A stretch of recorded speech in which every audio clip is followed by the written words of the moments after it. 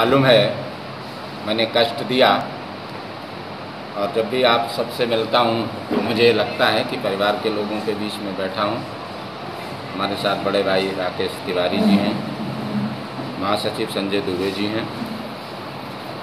चूँकि हम लोग समाजवादी पार्टी के सिपाही हैं, और जब भी कोई व्यक्ति संविधान के खिलाफ बोलता है, हालांकि हमें संविधान के तौर पे बोलने की आज़ादी है, लेकिन किसी पे अभद्र टिप्पणी करने का कोई अधिकार नहीं है। भारतीय जनता पार्टी के लोग जो कुछ कर नहीं पा रहे हैं, जिन्होंने काम नहीं किया है, मैं पहले भी कहता रहा कि धर्म और जात की राजनीति करने वाले लोग कभी जनता के लिए लड़ाई नहीं लड़ते हैं और जनता के लिए काम नहीं कर पाते हैं।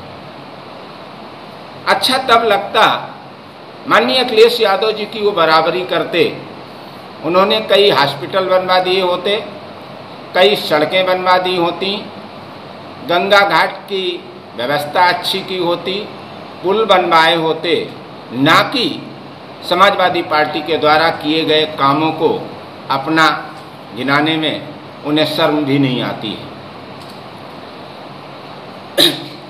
आप देखें कि किस तरीके से कुछ लोग बौखलाए हुए हैं, परेशान हैं, काम तो कर नहीं पाए, और अब अपनी कमियों को छिपाने के लिए वो तमाम तरीके के आरोप और प्रत्यारोप लगा रहे हैं समाजवादी पार्टी।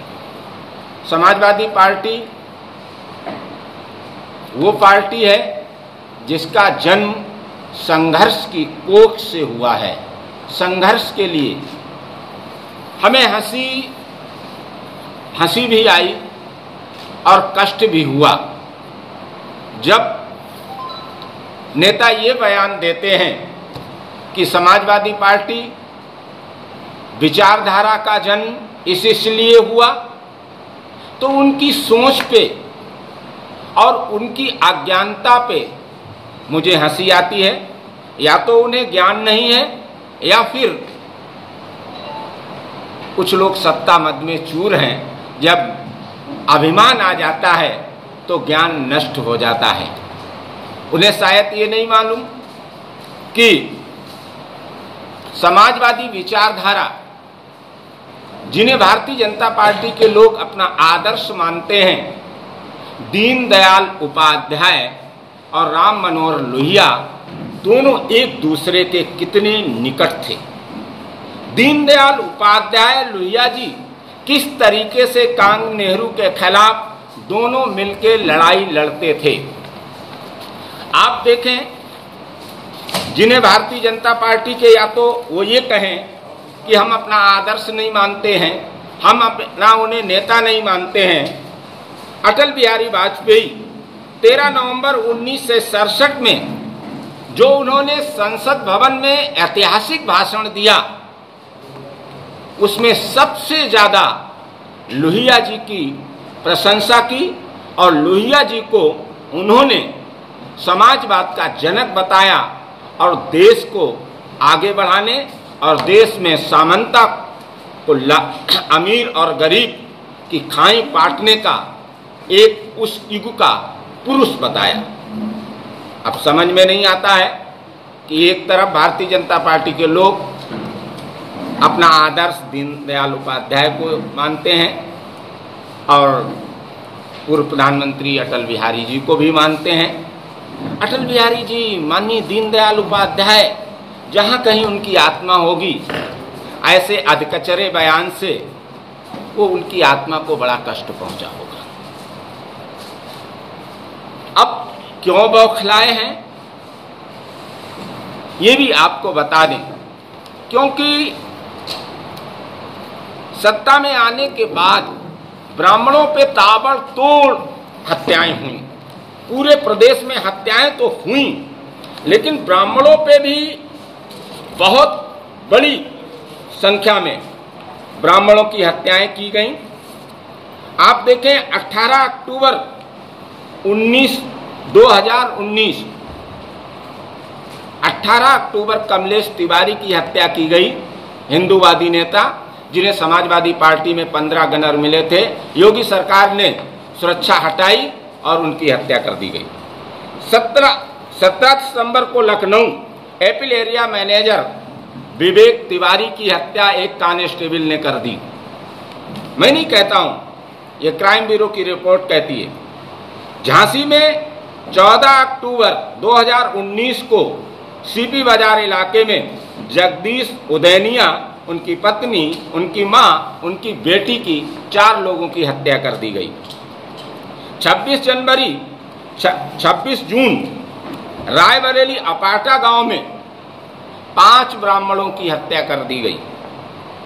19 अक्टूबर 2019 को मेरठ में वकील मुकेश शर्मा की हत्या कर दी गई। 9 अक्टूबर बस्ती एपीएन पीजी कॉलेज के पूर्व छात्र संघ अध्यक्ष आदित्य नारायण तिवारी की हत्या कर दी गई। 16 सितंबर मैनपुरी भोगांव में नवोदय विद्यालय हॉस्टल में एक ब्राह्मण छात्रा की हत्या कर दी जाती है। इस तरीके से आप देखें ब्राह्मणों पर कितना अत्याचार हुआ। और भी तमाम इस ठोको सरकार ने तमाम नाबालिगों और तमाम निर्दोष लोगों को ठोको नीति के तहत उनकी हत्या की है। आपको हम बताना चाहते हैं जो लोग क्यों परेशान हैं। ये 7 सदियों पुराना है। कृष्ण से सुदामा को कोई अलग नहीं कर सकता है और सुदामा का भला कृष्ण से ज्यादा और कोई नहीं कर सकता है। कृष्ण जी ने सुदामा का जितना ख्याल रखा, जितना भला किया, इससे ज्यादा इतिहास इस बात का गवाह है। अब रही बात तमाम अन्य और जो मुद्दे हैं, उन मुद्दों पर हमें समझ में नहीं आता, हंसी आती है कि नेता कैसे बयान देते हैं। किसी विचारधारा को, किसी जिसने अपना जीवन, पूरा जीवन पर्यंत देश की सेवा, समाज की सेवा और किसानों, नौजवानों की लड़ाई में लगा दिया हो, उस विचारधारा को ये बता देते हैं कि ब्राह्मण विरोधी है। माननीय मुलायम सिंह यादव, जनेश्वर मिश्र कौन थे, ब्रजभूषण तिवारी कौन थे, विक्रमादित्य पांडे कौन थे, तमाम ऐसे, मनोज पांडे से लेकर तमाम ऐसे नेता जिनको राज्यसभा छोटे से लेकर बड़े पदों तक पहुंचाने का काम माननीय मुलायम सिंह यादव जी ने किया। हंसी इस बात पे भी आती है और कष्ट भी होता है कि शायद उन्हें पता नहीं, जिस विचारधारा को वो विरोधी बताते हैं, अगर सच में किसी ने लोकतंत्र को बचाया है वो समाजवादी विचारधारा है। मैं दावे के साथ ये कह सकता हूं कि जो समाजवादी नहीं वो राष्ट्रवादी नहीं हो सकता है, क्योंकि राष्ट्रवाद का रास्ता समाजवाद से निकल कर जाता है। कैसा? जो समाजवादी नहीं वो राष्ट्रवादी कैसे हो सकता है? समाजवाद और राष्ट्रवाद एक दूसरे के पूरक थे। दीनदयाल उपाध्याय जी राष्ट्रवादी थे, लोहिया समाजवादी थे, दोनों एक दूसरे के पूरक हुआ करते थे। आज कुछ लोग इस तरीके की बातें करते हैं। मैं इनसे पूछना चाहता हूं कि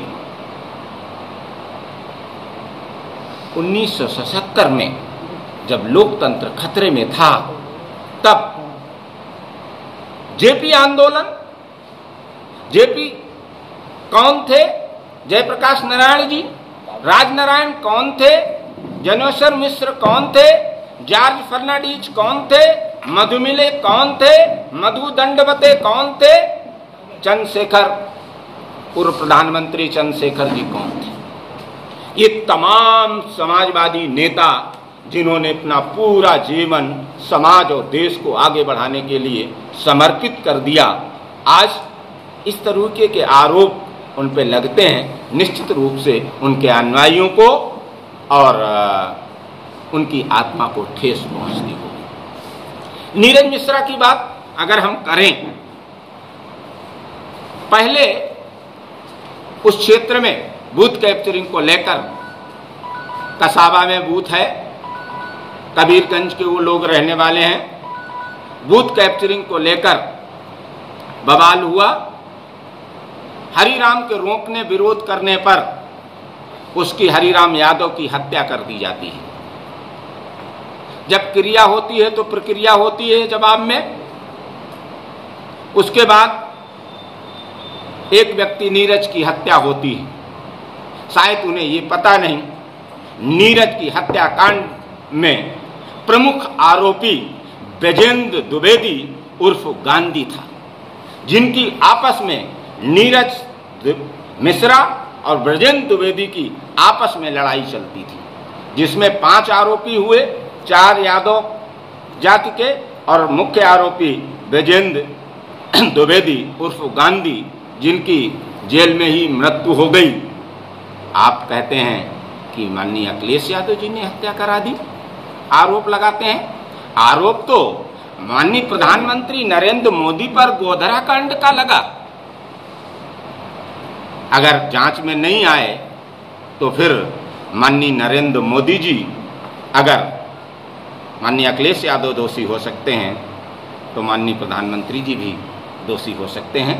आरोप किसी पे लगाया जा सकता है, आप स्वतंत्र हैं, लेकिन हमारी एक न्याय व्यवस्था है जिस पे हम सब विश्वास करते हैं, उसी के तहत देश कानून और संविधान से चलता है। इस तरीके से अगर गलत तरीके से लोग आरोप लगाते रहे तो निश्चित रूप से उन्हें पछताना पड़ेगा और जल्द से जल्द ऐसे बयानों पर वो माफ़ी मांगें, ताकि लोगों को गलती करना कोई बड़ी बात नहीं होती है, लेकिन गलती को ना मानना बड़ी बात होती है। अगर गलती की है तो निश्चित रूप से माफ़ी मांगना चाहिए।